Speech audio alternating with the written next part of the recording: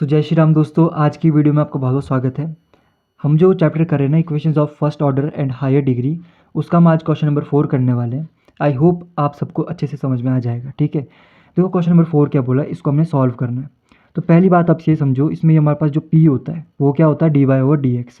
जैसे यहाँ है पी का स्क्वायर मतलब D Y over D X का होल का स्क्वायर है ना। यहाँ पे पी है, इसका मतलब D Y over D X. हमारे पास इस तरह का टर्म है, सॉल्व करना है। सॉल्व का मतलब हमारे पास जो सॉल्यूशन होता है उसमें हमारे पास कोई डेरिवेटिव वाली टर्म नहीं होती है, पहली बात। उसमें हमारे पास कोई अंडर रूट नहीं होता, दूसरी बात। तो इस इक्वेशन को कुछ इस तरह से कन्वर्ट करना है कि इसमें हमारे पास डेरिवेटिव वाली टर्म ना रहे। इसमें हमारे पास डेरिवेटिव है क्या, पी है। पी मतलब D Y over D X. तो मेन यहाँ पे क्या है, हमें पी को रिमूव करना है और जो बचेगा वही हमारे पास क्या होगा, सॉल्यूशन होगा।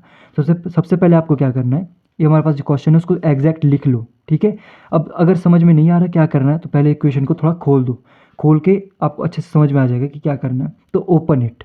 ठीक है, इस इक्वेशन को ओपन करना है। ओपन मतलब इसको इसके साथ मल्टीप्लाई करना है, इसको इसके साथ मल्टीप्लाई करना है, वो हमने यहाँ लिख लिया।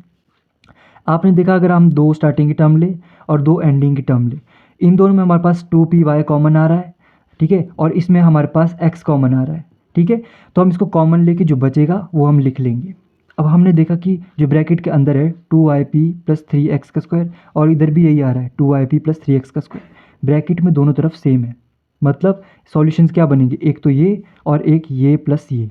तो 2yp प्लस एक्स और जो ब्रैकेट में अंदर है 2yp प्लस 3x का स्क्वायर। ठीक है, ये हमारे पास इक्वल टू में 0 हो जाएगा। तो यहाँ पे हमारे पास हम इसको इस तरह से लिख सकते हैं। इसका क्या मतलब हुआ, इसका मतलब हुआ कि ये वाली टर्म भी 0 के बराबर है और ये वाली टर्म भी 0 के बराबर है। तो हमने इस वाली को 0 के बराबर लिखा, इस वाली को 0 के बराबर लिखा। हमारी सोच क्या है, हमने करना है पी को रिमूव। तो पी रिमूव कैसे होगा, धीरे धीरे हम जब आगे बढ़ेंगे ना, यहाँ से पी रिमूव करेंगे, यहाँ से पी रिमूव करेंगे, तब हमारे पास सॉल्यूशन आएगा। अब देखो यहाँ पे क्या हुआ, हमने इसको 0 पुट किया। ठीक है, तो यहाँ पे हमने पी वाली टर्म अलग रखनी नहीं है। तो 2yp एक अलग टर्म है, x एक अलग टर्म है, तो इसको हम राइट हैंड साइड ले जाएंगे, माइनस एक्स हो जाएगा। अब p हमारे पास होता क्या है, D Y over D X. 2y ऐसे ही D Y over D X. जो वाई वाई वाली टर्म होती है उसको एक साथ रखना है, और जो एक्स वाली टर्म होती है उसको एक साथ रखना है। ठीक है, यहाँ पर डी एक्स है, डी एक्स हमारे पास एक्स के साथ जाएगा, और जो डी वाई है वो हमेशा वाई वाली टर्म के पास जाएगा। 2y इधर ऐसे ऐसे ही, डी वाई इधर ऐसे ही, और इसको हमने एक्स के साथ ले जाना है तो परे ले गए। ठीक है, उसी तरह से यहाँ पे भी होगा। यहाँ पे क्या होगा, 2yp इसको इधर ही रखना है क्योंकि इसमें p है, इसको हमने दूसरी साइड ले जाना है, माइनस 3y का स्क्वायर। ठीक है, अब यहाँ पे डी वाई हो, p हमारे पास होता क्या है, D Y over D X. तो जो हमारे पास वाई वाई वाली टर्म है उसको एक साथ, एक्स वाली टर्म को एक साथ, इसको हम परे ले गए, ये हो जाएगा। अब यहाँ पे हमें करना क्या था, सॉल्यूशन निकालना था। मतलब इक्वेशन जो हमारे पास गिवन है उसमें से कोई डेरिवेटिव जो हमारे पास डेरिवेटिव वाली टर्म है उसको हटाना है।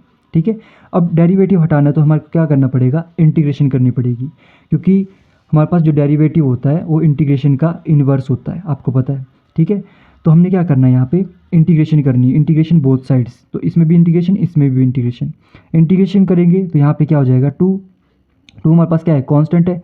इसकी इंटीग्रेशन y का स्क्वायर डिवाइडेड बाय 2, 2 से 2 कैंसिल, तो यहाँ पे बचेगा y का स्क्वायर इक्वल टू में, यहाँ पे माइनस बाहर है। ठीक है, ये माइनस बाहर है। x की इंटीग्रेशन x के रिस्पेक्ट में x का स्क्वायर बाय 2 होती है। ठीक है, प्लस हमने कांस्टेंट लेना था c बाय 2। अब यहाँ पे हमने c भी ले सकते थे, c बाय 2 भी हमने c बाय 2 लिया है, पर इसका हमने रीज़न बताऊँगा आपको बाद में।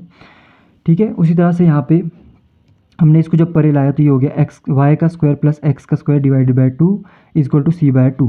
अब यहाँ पे मैंने क्या किया, एलसीएम ले लिया। एलसीएम लेने पे क्या हो जाएगा, 2y का स्क्वायर। तो हम लिख सकते हैं एक्स का स्क्वायर प्लस 2y का square equal to C by 2। अब देखो यहाँ पे एलसीएम ले तो बटे में क्या है, हमारे पास 2 है। ठीक है, अब इधर भी अगर बटे में 2 होता तो हमारे पास दोनों तरफ कट जाता, इसलिए हमने 2 लिया है। तो 2 लिया और कट गया, तो इस तरह से हमारे पास सॉल्यूशन आ जाएगा।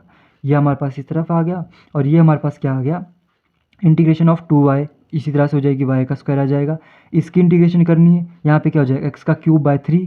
ठीक है ना, 3 से 3 कैंसिल, तो x का क्यूब बचेगा, ये परे जाएगा, x का स्क्वायर प्लस y का स्क्वायर प्लस c, और ये हो जाएगा। इस तरह से हमारे पास इक्वेशन बन जाएगी, दो इक्वेशन। ये इक्वेशन 0 के बराबर है, ये इक्वेशन 0 के बराबर है, तो हम इन दोनों को ब्रैकेट में लिख सकते हैं इस तरह से, और ये दोनों 0 के बराबर हुआ। देखो ये सॉल्यूशन होता है।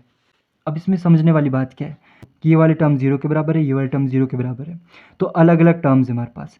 तो इस टर्म में से आप क्या y की वैल्यू निकाल सकते हो, क्योंकि 0 के बराबर है तो y बाकी जो भी टर्म है उसको राइट हैंड साइड ले जाके y आपके पास मिल जाएगा। इस टर्म से भी y मिल जाएगा। इस y को इन दोनों में से कोई भी y ले लो, इक्वेशन में आप डालोगे हमारे पास जो क्वेश्चन है, तो हमारे पास वो इक्वेशन ये वाली लेफ्ट हैंड साइड हमारे पास 0 हो जाएगी, क्यों हमारे पास राइट हैंड साइड भी 0 के बराबर है। ठीक है, तो कहने का क्या मतलब हुआ, एक सॉल्यूशन होता क्या, एक ऐसी इक्वेशन जिसको हमने क्वेश्चन से निकाला और जब हमने उसको वापस क्वेश्चन में डाला तो हमारे पास इक्वेशन सेटिस्फाई कर देगी कि left hand side equal to right hand side, क्योंकि हमने बोला है ये वाली चीज़ इक्वल टू में 0 के बराबर है।